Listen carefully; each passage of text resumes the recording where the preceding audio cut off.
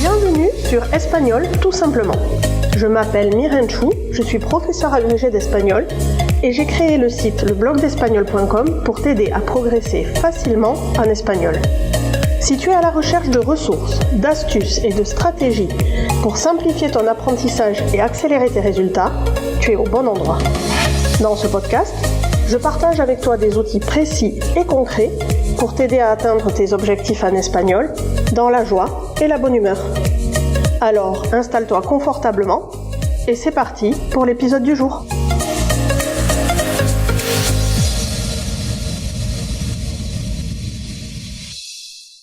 Hola, j'espère que tu vas bien. Je suis très heureuse de te retrouver sur cet épisode 55 de Espagnol tout simplement.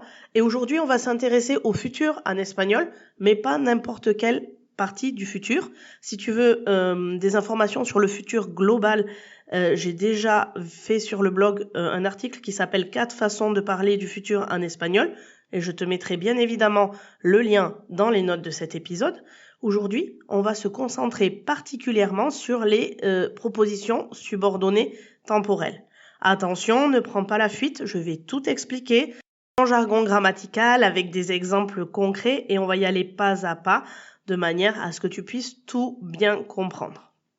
Tu as sûrement remarqué qu'en espagnol, certaines constructions grammaticales ne fonctionnent pas tout à fait comme en français. Et c'est d'ailleurs bien là toute la difficulté d'apprendre et de vraiment maîtriser une autre langue. L'un des pièges les plus courants pour les francophones, c'est l'utilisation du futur dans la subordonnée temporelle. Avant d'aller plus loin, je t'explique tout de suite ce qu'est une proposition subordonnée temporelle avant que tu t'enfuis à toutes jambes parce que c'est des termes grammaticaux. Une subordonnée temporelle, c'est une partie de la phrase qui introduit une action via un repère temporel. En français, on les forme avec des conjonctions comme les mots quand, lorsque, dès que, tant que, etc. En espagnol, elles existent aussi et elles seront introduites par des mots cuando, en cuanto, on en verra d'autres juste après, mais elles ne vont pas fonctionner pareil qu'en français. En quoi cela va-t-il te poser difficulté ? Eh bien, c'est très simple. L'une des erreurs les plus classiques que font les apprenants francophones, c'est d'utiliser le futur dans cette proposition temporelle lorsqu'on parle dans un contexte futur, comme on le fait en français. Par exemple, tu pourrais dire la phrase « Cuando él vendrá, te llamaré ». Ça te semble correct ? Si oui, eh bien tu as tort. En fait, en espagnol, on n'utilise pas le futur après ces conjonctions temporelles comme cuando, en cuanto, hasta que, tan pronto como. On va en revoir le sens de chacune d'entre elles juste après. Et la bonne formulation sera d'utiliser du subjonctif. On dira donc cuando venga, ou cuando venga él, ou cuando él venga, te llamaré.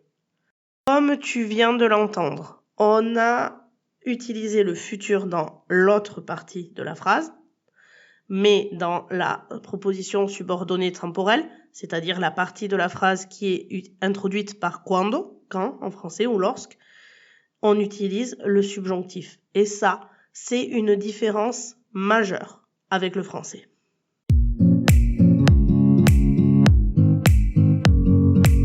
Si tu m'écoutes ici depuis quelque temps, tu sais bien que je n'aime pas dire les choses et les expliquer sans essayer de les comprendre. Alors, quelle peut bien être la raison derrière cette règle d'utiliser du subjonctif quand on parle d'un temps futur en espagnol ? Eh bien, en espagnol, globalement, on utilise le subjonctif pour parler d'événements qui sont encore hypothétiques, virtuels ou incertains.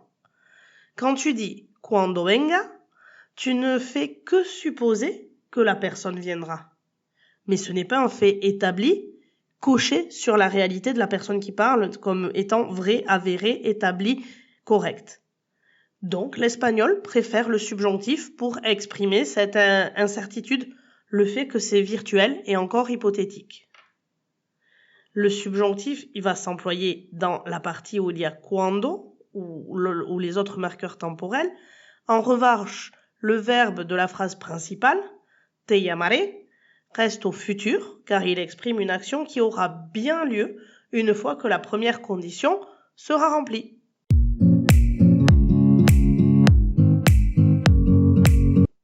Maintenant que tu as probablement compris la règle, on va faire un petit tour d'horizon des indicateurs temporels, des petits mots en espagnol, qui nécessitent le subjonctif et qui introduisent la subordonnée temporelle au futur ou pas d'ailleurs.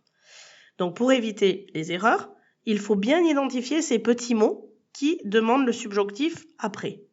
On ne va pas tous les évoquer. Tu connais ma philosophie, j'essaie de t'apprendre les 20% de la langue qui servent dans 80% du temps. Donc, comme tu l'auras compris, le premier mot c'est cuando. Cuando tenga tiempo, iré a verte. En français, cuando se traduit par quand, et l'exemple que je viens de te donner peut se traduire par quand j'aurai le temps, j'irai te voir. Il y a aussi la locution en cuanto. En cuanto en deux mots signifie dès que en français. Un exemple avec cette locution, ce serait en cuanto termine mi trabajo, saldré a pasear. Dès que je terminerai mon travail, dès que j'aurai terminé mon travail, je sortirai me promener. L'autre expression, c'est tan pronto como. Tan pronto como. Et c'est aussi une autre façon de traduire dès que. Exemple avec ce tan pronto como. Je peux par exemple te dire tan pronto como llegues, me avisarás. Dès que tu arriveras, tu me préviendras. Une autre locution, c'est hasta que. Jusqu'à ce que. Et celle-ci, elle te posera un peu moins de problèmes en espagnol, puisque en français aussi, après jusqu'à ce que, on met du subjonctif. Par exemple, no te dejaré ir hasta que digas la verdad. Je ne te laisserai pas partir jusqu'à ce que tu dises la vérité. Dans ce cas-là, que ce soit en français ou en espagnol, on a du subjonctif. Mais c'est quand même bon de connaître cette locution hasta que, jusqu'à ce que.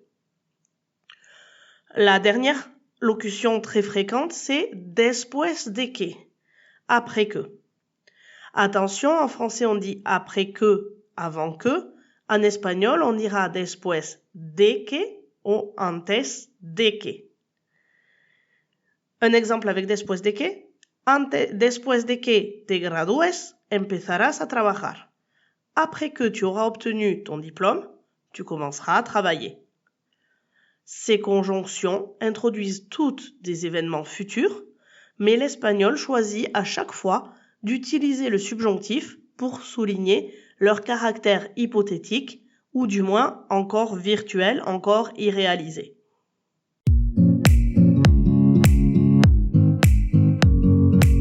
Le piège ici pour les francophones qui apprennent l'espagnol, c'est de penser à éviter la traduction littérale.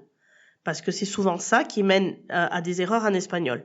Le piège ici, ce serait donc d'utiliser mécaniquement le futur en calquant sur ce qu'on fait en français et qui n'est pas correct en espagnol.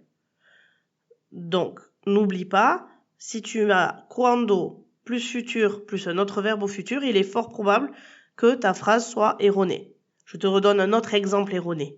Cuando estudiaré, aprobaré el examen. Ça marche pas en espagnol. On a cuando qui introduit une locution temporelle. Mécaniquement, il faut mettre le subjonctif juste après. Et la bonne réponse est donc cuando estudie, aprobaré el examen. Chaque fois que tu introduis une subordonnée temporelle au futur, quel que soit le petit mot ou la petite locution qui introduit l'aspect temporel, pense au subjonctif.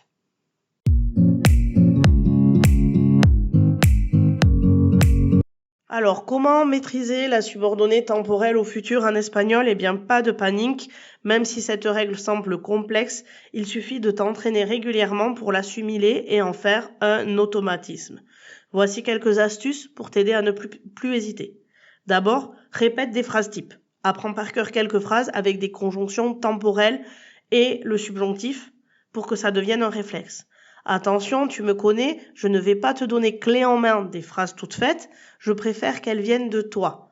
Fais toi-même, en fonction du vocabulaire dont tu as besoin tous les jours, des phrases avec quand, dès que, lorsque en français, et pense à mettre le subjonctif après ces petits mots. Dans l'autre partie de la phrase, pense bien à utiliser le futur. Tu peux utiliser un carnet ou élaborer des fiches pour noter les conjonctions temporelles et les exemples de subordonnés que tu rencontres fréquemment, ou alors les exemples tout faits que tu trouves dans tes lectures, dans tes écoutes, dans tes vidéos, dans tes séries ou dans tes conversations en espagnol. Enfin, ma dernière recommandation, tu le sais, c'est de pratiquer. Il n'y a pas mieux que la pratique pour arriver à faire de cette formule quelque chose de mécanique et d'automatique. Il faut que tu pratiques en contexte, là encore, à toi les séries, les films en espagnol et surtout prête attention au dialogue et repère ses subordonnés en action. En résumé, la pratique et la patience sont la clé pour automatiser ce genre de tournure. Tu sais maintenant pourquoi la traduction littérale ne fonctionne pas pour les subordonnés temporels au futur.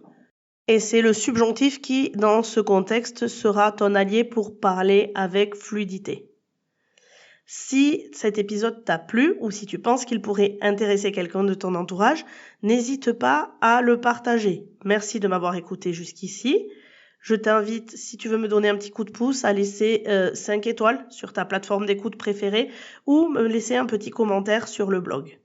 On se retrouve la semaine prochaine pour un nouvel épisode de Espagnol tout simplement. En attendant, cuídate y hasta pronto.